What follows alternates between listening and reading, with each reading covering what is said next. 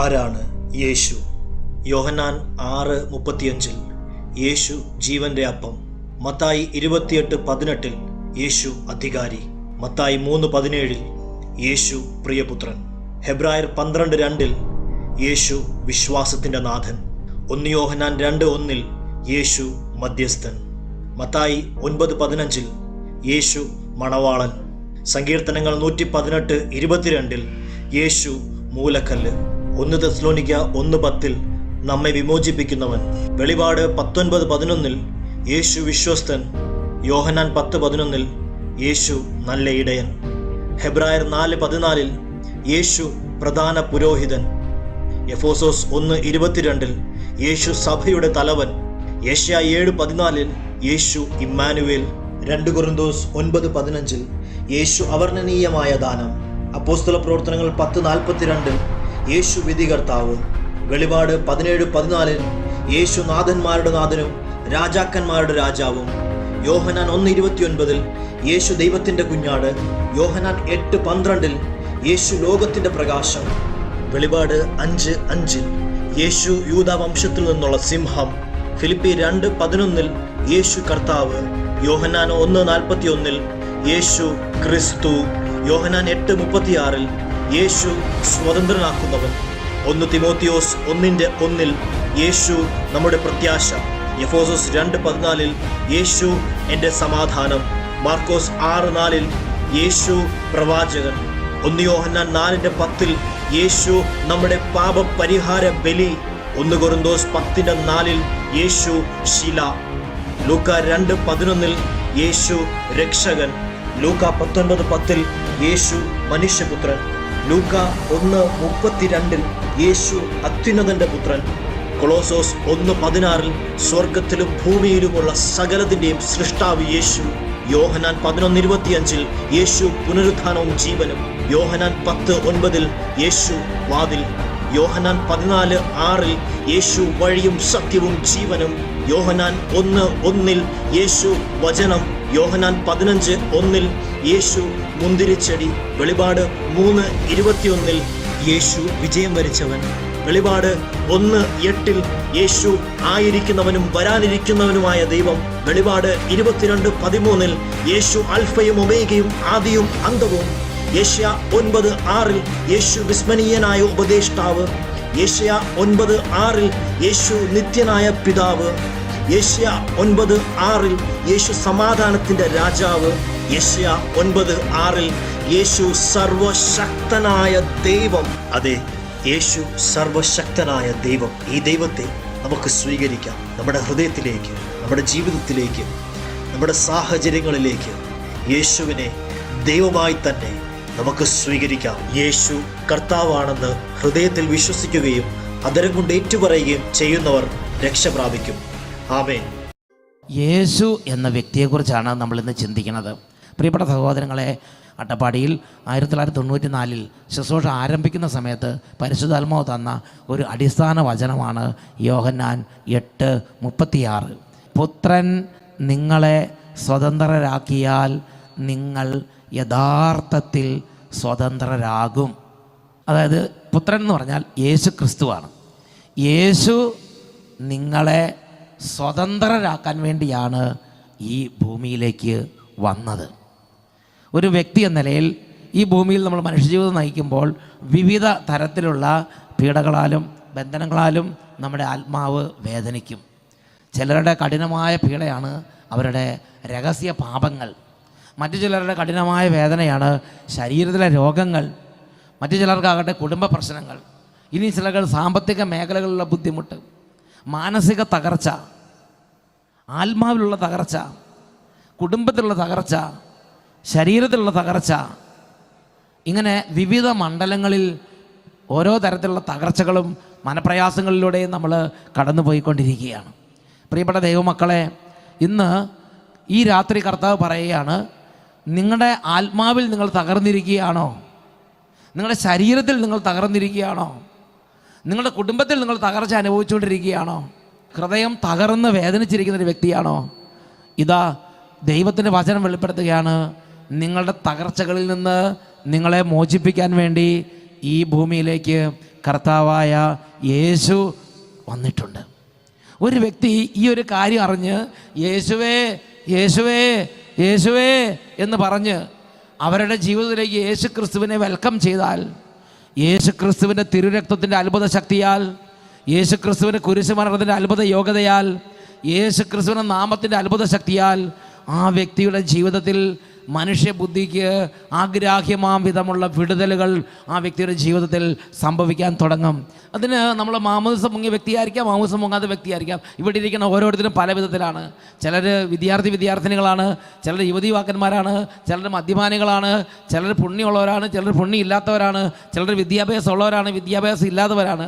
വിദ്യാഭ്യാസമുള്ളവരാകട്ടെ, വിദ്യാഭ്യാസം ഇല്ലാത്തവരാകട്ടെ, പുണ്യമുള്ളവരാകട്ടെ, പുണ്യമില്ലാത്തവരാകട്ടെ. റോമാലേഖനത്തിൽ 10-ാമത്തെ അധ്യായത്തിൽ 12-13 തിരുലിഖിതങ്ങളിൽ നമ്മുടെ കർത്താവിൻ്റെ വചനം ഇങ്ങനെയാണ് പഠിപ്പിക്കുന്നത്: യഹൂദനും ഗ്രീക്കുകാരനും തമ്മിൽ വ്യത്യാസമില്ല, ഒരുവൻ തന്നെയാണ് എല്ലാവരുടെയും കർത്താവ്. തന്നെ വിളിച്ചപേക്ഷിക്കുന്ന എല്ലാവരുടെയും മേൽ അവിടുന്ന് തൻ്റെ സമ്പത്ത് വർഷിക്കുന്നു. എന്തെന്നാൽ കർത്താവിൻ്റെ നാമം വിളിച്ചപേക്ഷിക്കുന്ന എല്ലാവരും രക്ഷ പ്രാപിക്കും. നീ യഹൂദനാകട്ടെ, നീ ഗ്രീക്കുകാരനാകട്ടെ, നീ മാമോദിസം മുങ്ങിയ വ്യക്തിയാകട്ടെ, മാമോദിസം മുങ്ങാത്ത വ്യക്തിയാകട്ടെ, നീ ഒരുപക്ഷെ ഇന്ന് ആദ്യമായിട്ടായിരിക്കും കർത്താവായ യേശു ക്രിസ്തുവിനെ കുറിച്ച് കേൾക്കേണ്ടത്. പാരമ്പര്യ കുടുംബങ്ങളിൽ ജനിച്ച വ്യക്തിയാണെങ്കിലും പുതുതായിട്ട് മാമോദിസം മുങ്ങിയ വ്യക്തിയാണെങ്കിലും ഏതൊരവസ്ഥയിലുള്ള വ്യക്തി ആയിക്കൊള്ളട്ടെ, ഇന്ന് നിന്റെ ഹൃദയം തുറന്ന് യേശുവേ യേശുവേ എന്നെ രക്ഷിക്കണമേ എന്ന് ഹൃദയം തുറങ്ങി നീ നിന്റെ ഹൃദയം തുറന്ന് യേശുവിനെ നിന്റെ ഹൃദയത്തിലേക്ക് സ്വീകരിച്ചാൽ, ദൈവത്തിൻ്റെ വചനം പഠിപ്പിക്കുകയാണ്, കർത്താവിൻ്റെ നാമം വിളിച്ചപേക്ഷിക്കുന്ന എല്ലാവരും രക്ഷ പ്രാപിക്കും. പ്രിയപ്പെട്ട സഹോദരങ്ങളെ, ഇതിനെക്കുറിച്ച് ഞാനിങ്ങനെ പല തവണ ചിന്തിച്ചിട്ടുണ്ട്. ഞാൻ ചിന്തിച്ചിങ്ങനെയാണ്, ഞാനിങ്ങനെ ചുമ്മാ യേശുവേ എന്ന് വിളിച്ച് എങ്ങനെ രക്ഷ പ്രാപിക്കും? അങ്ങനെ ഇരുന്ന സമയത്ത് എനിക്ക് ദൈവവചനത്തിലൂടെ ഒരു വെളിപ്പെടുത്തൽ കിട്ടി. കൊരിന്തോസുകാർക്ക് എഴുതിയ 1-ാം ലേഖനത്തിൽ 2-ാം അധ്യായത്തിൽ 14-ാമത്തെ തിരുലിഖിതം 1 കൊരിന്തോസ് 2:14 ലൗകിക മനുഷ്യന് ദൈവാത്മാവിൻ്റെ ദാനങ്ങൾ ഭോഷത്വമാകയാൽ അവനത് സ്വീകരിക്കുന്നില്ല. ഈ ദാനങ്ങൾ ആത്മീയമായി വിവേചിക്കപ്പെടേണ്ടവയാകയാൽ അവ ഗ്രഹിക്കാനും എനിക്ക് സാധിക്കുന്നില്ല, അവന് സാധിക്കുന്നില്ല. പ്രിയപ്പെട്ട സഹോദരി, ഇവിടെ ഇരിക്കുന്ന വ്യക്തികളിൽ നിരവധി വ്യക്തികൾ ലോകപ്രകാരം ചിന്തിക്കുകയും ലോകപ്രകാരം ജീവിക്കുകയും ചെയ്യുന്ന വ്യക്തിയാണ്. ആ വ്യക്തിയുടെ പേരാണ് ലൗകിക മനുഷ്യൻ. Worldly man, worldly man. There are worldly Christians and true Christians. യഥാർത്ഥ ശിഷ്യന്മാരുണ്ട്, വേൾഡ്ലി ആയിട്ടുള്ള ശിഷ്യന്മാരുണ്ട്. ഇവിടെ ഇരിക്കുന്ന വ്യക്തികളിൽ ആത്മീയരുണ്ട്, ലോകപ്രകാരം ജീവിക്കുന്ന മനുഷ്യരുണ്ട്. ദൈവത്തിൻ്റെ വചനം പഠിപ്പിക്കുകയാണ്, ഈ ദാനങ്ങൾ ആത്മീയമായി വിവേചിക്കപ്പെടേണ്ടവയാകയാൽ അവ ഗ്രഹിക്കാനും അവന് സാധ്യമല്ല. ഞാൻ ഒരുപാട് കഷ്ടപ്പെട്ടതാണ്, ഗ്രഹിക്കാൻ സാധിച്ചിട്ടില്ല. അങ്ങനെ ഇരിക്കുമ്പോൾ അവസാനം ഞാൻ പറഞ്ഞു, എൻ്റെ പരിശുദ്ധാത്മാവേ എന്നെ സഹായിക്കണം, എൻ്റെ ബുദ്ധിയും കൊണ്ട് മനസ്സിലാക്കാൻ പറ്റുന്നില്ല. അപ്പോൾ പരിശുദ്ധാത്മാവ് വേറൊരു കാര്യം എനിക്ക് പഠിപ്പിച്ചു തന്നു അട്ടപ്പാടി വെച്ചിട്ട്. അതാണ് ജെറമ്യ 33:3. ജെറമ്യ 33:3 പറഞ്ഞെങ്ങനെയാണ്: എന്നെ വിളിച്ചപേക്ഷിക്കുക, ഞാൻ നിനക്ക് ഉത്തരമരുളും, നിന്റെ ബുദ്ധിക്ക് അതീതമായ മഹത്വം നിഗൂഢമായ കാര്യങ്ങൾ ഞാൻ നിനക്ക് വെളിപ്പെടുത്തി തരും. അങ്ങനെ വെളിപ്പെടുത്തുന്ന ഒരു ദൈവമുണ്ട്. ബുദ്ധി കൊണ്ട് ചിന്തിച്ച് കണ്ടെത്താവുന്നൊരു വിഷയമല്ല യേശു ക്രിസ്തു. ബുദ്ധി കൊണ്ട് ചിന്തിച്ച് മനസ്സിലാക്കി പോക്കറ്റിലുണ്ട് പോകാവുന്ന ഒരു വിഷയമല്ല സ്വർഗീയ രഹസ്യങ്ങൾ. ബുദ്ധി കൊണ്ട് ചിന്തിച്ച് നോട്ടെഴുതി പോക്കറ്റിലാക്കി അങ്ങനെ സ്വന്തമാക്കാവുന്ന ഒരു കാര്യമല്ല നിത്യരക്ഷ. പ്രിയപ്പെട്ട സഹോദരങ്ങളെ, അതിന് ഉന്നതങ്ങളിൽ നിന്നുള്ള പരിശുദ്ധാത്മാവിൻ്റെ സഹായം നമുക്ക് വളരെ വളരെ അത്യാവശ്യമാണ്. മകളെ, മകനെ, മകളെ, നിന്റെ ബുദ്ധിക്ക് അതീതമായ കാര്യങ്ങളുണ്ട്. അത് നിനക്ക് വെളിപ്പെടുത്തി തരാൻ കർത്താവ് സന്നദ്ധനാണ്, അവൻ റെഡിയാണ്. പക്ഷേ ഒരു കാര്യം, നിനക്ക് ആഗ്രഹം വേണം, നിനക്ക് ദാഹം വേണം, നിനക്ക് വലിയ അഭിവാഞ്ഛ ഉണ്ടാകണം. നീ ചോദിക്കണം, കർത്താവേ എനിക്ക് മനസ്സിലാകുന്നില്ല, യേശുവേ എനിക്ക് മനസ്സിലാകുന്നില്ല, അതുകൊണ്ട് എന്നെ സഹായിക്കണേ, എനിക്ക് മനസ്സിലാക്കി തരണേ. നീ എളിമപ്പെട്ട് ദൈവത്തോട് പ്രാർത്ഥിച്ചാൽ, നീ എളിമപ്പെട്ട് കർത്താവിനോട് പ്രാർത്ഥിച്ചാൽ, പരിശുദ്ധാത്മാവോട് പ്രാർത്ഥിച്ചാൽ, പരിശുദ്ധാത്മാവ് ഈ കാര്യങ്ങൾ പ്രിയമകനെ, മകളെ നിനക്ക് വെളിപ്പെടുത്തി തന്ന് നിന്റെ ബുദ്ധിയെ പ്രകാശിപ്പിക്കും. പ്രിയപ്പെട്ട സഹോദരങ്ങളെ, ഞാൻ പരിശുദ്ധാത്മാവോട് പറഞ്ഞു, പരിശുദ്ധാത്മാവേ, പരിശുദ്ധാത്മാവേ എനിക്ക് യേശുവിൻ്റെ രക്ഷ വേണം, എനിക്ക് യേശുവിൻ്റെ കുരിശുമരണം വേണം, നിത്യരക്ഷ വേണം. അതുകൊണ്ട് യേശുവിൻ്റെ നിത്യരക്ഷയെക്കുറിച്ച് എന്നെ പഠിപ്പിക്കണമേ. അങ്ങനെ ഇരിക്കുമ്പോൾ പരിശുദ്ധാത്മാവ് എൻ്റെ ചിന്തകളെ വിശുദ്ധ ലിഖിതങ്ങളിലെ ഒരു പ്രത്യേക ഭാഗത്തേക്ക് കൊണ്ടുപോയി. രാജാക്കന്മാരുടെ 2-ാമത്തെ പുസ്തകം 2-ാമത്തെ അധ്യായം 19 മുതൽ 21 വരെയുള്ള തിരുലിഖിതങ്ങൾ. നഗരവാസികൾ ഏലീഷായോട് പറഞ്ഞു, അങ്ങ് കാണുന്നില്ലേ ഈ പട്ടണം ജീവിക്കാൻ പറ്റിയതാണ്. എന്നാൽ വെള്ളം മലിനവും നാട് ഫലശൂന്യവുമാണ്. ഒരു പുതിയ പാത്രം കൊണ്ടുവന്ന് അതിൽ ഉപ്പിടുവിനെന്ന് അവൻ പറഞ്ഞു. അവർ അങ്ങനെ ചെയ്തു. അവൻ ഉറവയ്ക്ക് അടുത്ത് ചെന്ന് ഉപ്പ് അതിലിട്ടുകൊണ്ട് പറഞ്ഞു, കർത്താവ് അരുളി ചെയ്യുന്നു, ഞാൻ ഈ വെള്ളം ശുദ്ധീകരിച്ചിരിക്കുന്നു. ഇനി ഇത് മരണത്തിനോ ഫലശൂന്യതയ്ക്കോ കാരണമാവുകയില്ല. അന്ന് തൊട്ട് ആ വെള്ളം ശുദ്ധമായി. പ്രിയപ്പെട്ട സഹോദരങ്ങളെ, ഇതിൻ്റെ പശ്ചാത്തലം എങ്ങനെയാണ്? ഏലീഷ പ്രവാചകൻ ജെറീക്കോയിലേക്ക് ചെന്നപ്പോൾ ജെറീക്കോയിലെ കുറേ ആളുകൾ വന്ന് ഏലീഷയോട് പറയുകയാണ്, ഏലീഷ പ്രവാചക നോക്കൂ, ഈ പട്ടണം നല്ല പട്ടണമാണ്. ഇവിടെ എല്ലാം നല്ല മണ്ണ്, നല്ല കാലാവസ്ഥ, എല്ലാം നല്ല ആളുകൾ, എല്ലാം നല്ലത്. പക്ഷേ ഇവിടെ ഒരു പ്രശ്നമുണ്ട്. ഇവിടുത്തെ പ്രശ്നം ഇതാണ്, ഇവിടെ ആർക്കും ഒരു മേൽഗതിയില്ല. ഇവിടെ കൃഷി ചെയ്താൽ ഒന്നും ഉണ്ടായില്ല. ഇവിടുത്തെ വെള്ളം കുടിച്ചാൽ രോഗികളായി മാറും. ഇവിടുത്തെ വെള്ളം അത് രോഗത്തിന് കാരണമാകുന്നു.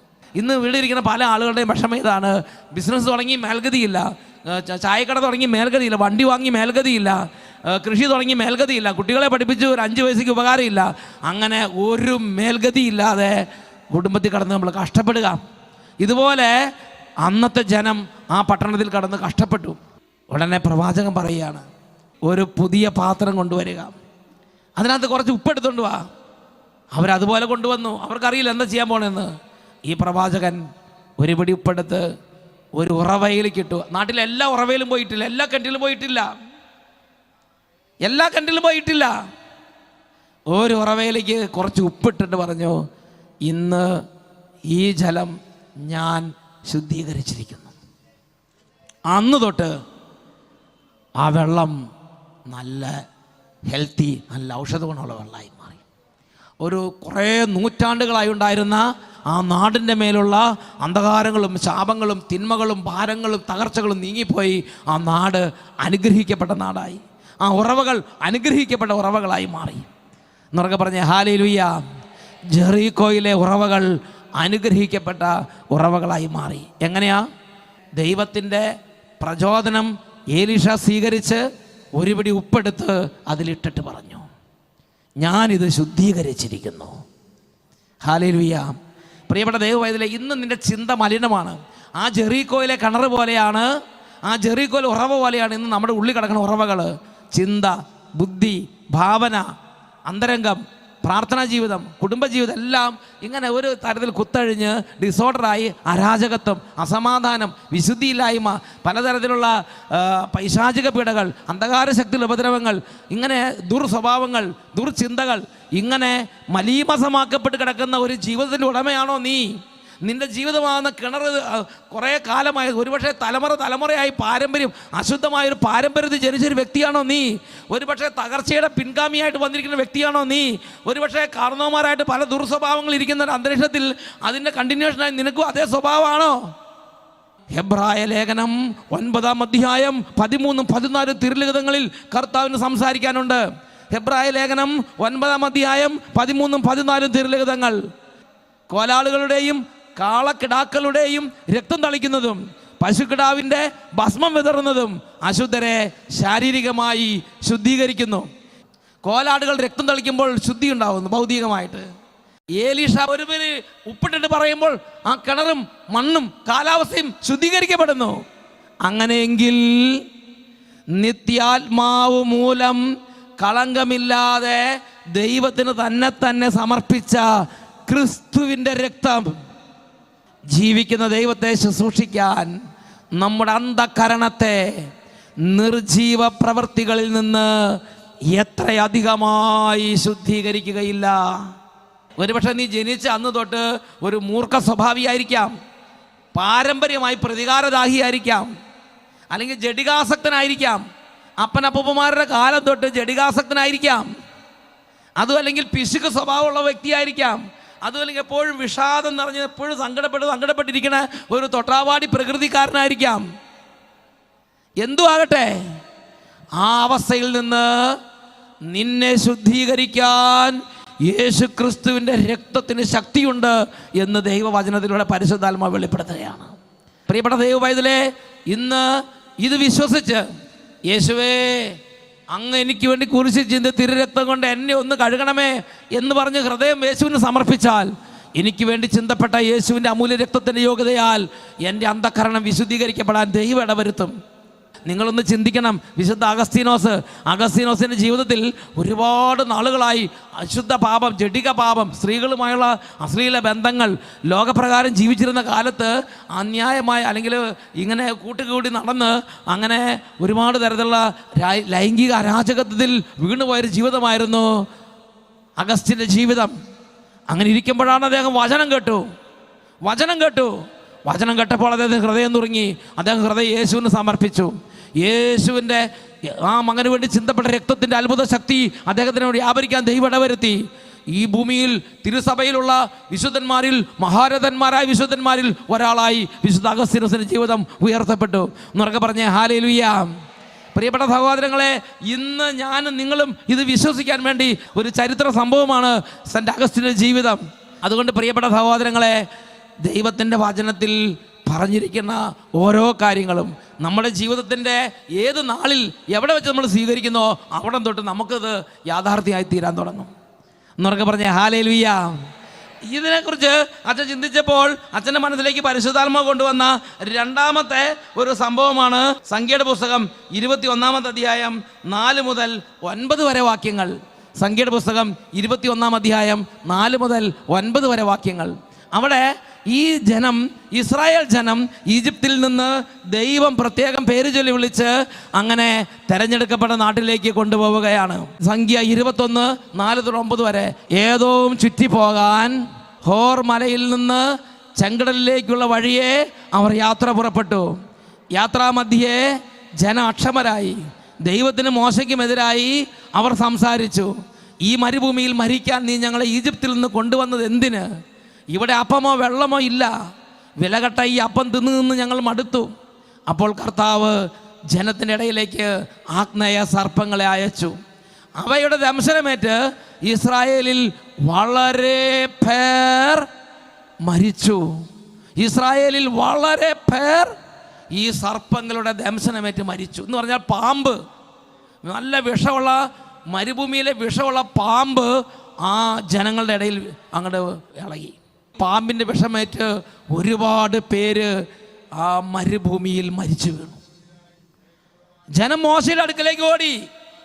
അങ്ങേക്കും കർത്താവിനുമെതിരായി സംസാരിച്ച് ഞങ്ങൾ പാപം ചെയ്തു, ഈ സർപ്പങ്ങളെ പിൻവലിക്കാൻ കർത്താവിനോട് പ്രാർത്ഥിക്കണമേ എന്ന് മോശയോട് പറഞ്ഞു. മോശ ജനത്തിന് വേണ്ടി പ്രാർത്ഥിച്ചു. ദൈവമേ, ദൈവമേ, കരുണ തോന്നണേ, രക്ഷിക്കണേ. മോശ ദൈവത്തോട് പ്രാർത്ഥിച്ചു.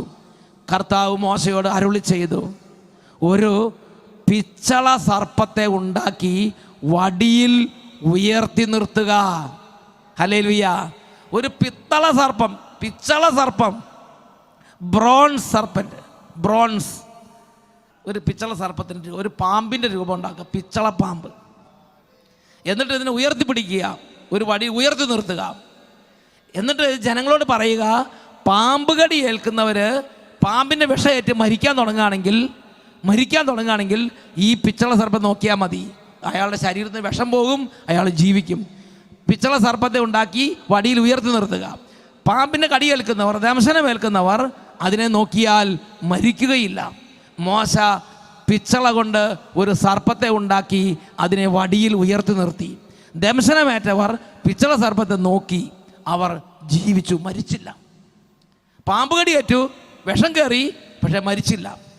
വിഷമേറ്റ് മരണത്തിൻ്റെ വക്കത്തെത്തി, മരണത്തിൻ്റെ തൊട്ട് വക്കത്തെത്തി ആളെ എങ്ങനെയെങ്കിലും ആ പിച്ചള സർപ്പത്തിന് മുമ്പിൽ കൊടുന്ന് പിച്ചള സർപ്പത്തെ നോക്കിയാൽ മതി, വേറെ ഒന്നും മിണ്ടണ്ട, മിണ്ടുക വേണ്ട, ഒന്നും വേണ്ട, വെറുതെ അങ്ങനെ നോക്കിയാൽ മതി, ജീവിക്കും. പ്രിയപ്പെട്ട സഹോദരങ്ങളെ, എന്നിട്ട് ഈ ഒരു ഉപമ എടുത്തിട്ട് പിതാവായ ദൈവം പറയാണ്, ഈ പിച്ചള സർപ്പം യേശുവിൻ്റെ ഒരു മുൻ ആസ്വാദനമാണ്, ഒരു പ്രതീകമാണ്. ഈ പിച്ചള സർപ്പത്തെ മോശ വടിയിൽ ഉയർത്തിയതുപോലെ സ്വർഗസ്വനായ പിതാവ് യേശുവിനെ കുരിശ് മരത്തിൽ ഉയർത്തി. ലോകത്തിലെ ഏതെങ്കിലും രാജ്യത്തിരുന്ന്, യഹൂദനാകട്ടെ, ഗ്രീക്കുകാരനാകട്ടെ, ഏത് ജാതിപ്പെട്ട ആളാകട്ടെ, ഏതവസ്ഥയിലാകട്ടെ, പാപിയാകട്ടെ, വിശുദ്ധനാകട്ടെ, കുട്ടിയാകട്ടെ, മുതിർന്ന ആളാകട്ടെ, ഈ യേശുവിലേക്ക് നോക്കി യേശുവേ എന്ന് വിളിച്ചാൽ അവൻ്റെ സകല അവസ്ഥകളിൽ വ്യത്യാസം ഉണ്ടാവും. ഇതെങ്ങനെ സംഭവിച്ചത്? നമ്മുടെ കെമിസ്ട്രി അനുസരിച്ചല്ല. അതിൻ്റെ കെമിസ്ട്രി എന്താ നമുക്ക് മനസ്സിലാവില്ല. അത് മനസ്സിലാകണമെങ്കിൽ പരിശുദ്ധാത്മാവ് പ്രവർത്തിക്കണം. ഈ പിച്ചള സർപ്പത്തെ ഉയർത്തി ആ പിച്ചള സർപ്പത്തിന് മുമ്പിൽ പാമ്പിൻ്റെ വിഷമേറ്റ ഒരു വ്യക്തി, ഈ ലോകത്ത് ജീവിക്കുന്ന എല്ലാവരെയും പാപത്തിൻ്റെ ദംശനമേറ്റ് പാപത്തിൻ്റെ വിഷം കയറിയവരാണ്.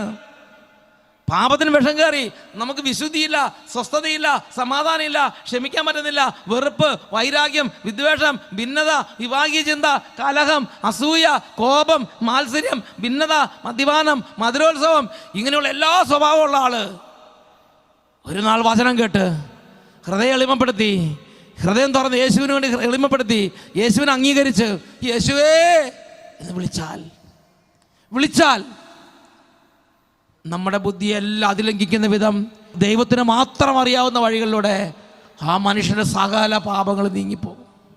ആ മനുഷ്യൻ്റെ സകല കെട്ടുകളും അഴിയും. ആ മനുഷ്യൻ്റെ ജീവിതത്തിന് അന്തരീക്ഷം മാറും. അതിനൊരു ഉദാഹരണമാണ് കുരിശിൽ വലതുവശത്ത് കിടന്ന ഒരു കള്ളൻ. പ്രിയപ്പെട്ട സഹോദരങ്ങളെ, എന്നിട്ട് ദൈവത്തിൻ്റെ വചനം റോമാലേഖനം 10-ാം അധ്യായം 3-4 വാക്യങ്ങൾ പറയുന്നത് എങ്ങനെയാണ്? ദൈവത്തെക്കുറിച്ച് തീഷ്ണതയുണ്ടെന്ന് ഞാൻ സാക്ഷ്യപ്പെടുത്തുന്നു. ആ തീഷ്ണത ശരിയായ അറിവിൻ്റെ അടിസ്ഥാനത്തിലല്ലെന്നേ ഉള്ളൂ. എന്നാൽ ദൈവത്തിൻ്റെ നീതിയെക്കുറിച്ച് അവർ അജ്ഞരാകൊണ്ടും തങ്ങളുടെ തന്നെ നീതി സ്ഥാപിക്കാൻ വ്യഗ്രത കാണിക്കുന്നത് കൊണ്ടും ദൈവനീതിക്ക് അവർ കീഴ്വഴങ്ങിയില്ല. വിശ്വസിക്കുന്ന ഏതൊരുവനും നീതീകരിക്കപ്പെടുന്നതിന് ക്രിസ്തു നിയമത്തെ പൂർത്തീകരിച്ചിരിക്കുന്നു. ഇപ്പം നമ്മളെന്താ ചെയ്യണത്? നമ്മൾ ദൈവത്തിൻ്റെ സന്നിധിയിൽ സ്വീകാര്യരാകാൻ വേണ്ടി നമ്മൾ നല്ല സ്വഭാവം കാണിക്കാൻ നോക്കുകയാണ്, അല്ലേ? നമ്മൾ നല്ല സ്വഭാവം കാണിക്കാൻ നോക്കുകയാണ്. നമ്മളെന്താ നല്ല സ്വഭാവം കാണിക്കുന്നത്? ഇതുവരെ മദ്യപിച്ചിരുന്നവരിഞ്ഞ് മദ്യപിക്കാതിരിക്കാനായിട്ട് പരിശ്രമിക്കുക. ഇതുവരെ നുണ പറഞ്ഞവർ നുണ പറയാതിരിക്കാൻ വേണ്ടി നോക്കുക. ഇതുവരെ കട്ടെടുത്തോണ്ടിരുന്നവരിഞ്ഞ് കട്ടെടുക്കാതിരിക്കാൻ വേണ്ടി നോക്കുക. ഇതുവരെ പഠിക്കാതിരുന്നവരിഞ്ഞ് പഠിക്കാൻ നോക്കുക. ഇതുവരെ പലിശയ്ക്ക് വാങ്ങിയൊരിഞ്ഞ് പലിശയ്ക്ക് വാങ്ങാതിരിക്കാൻ നോക്കുക.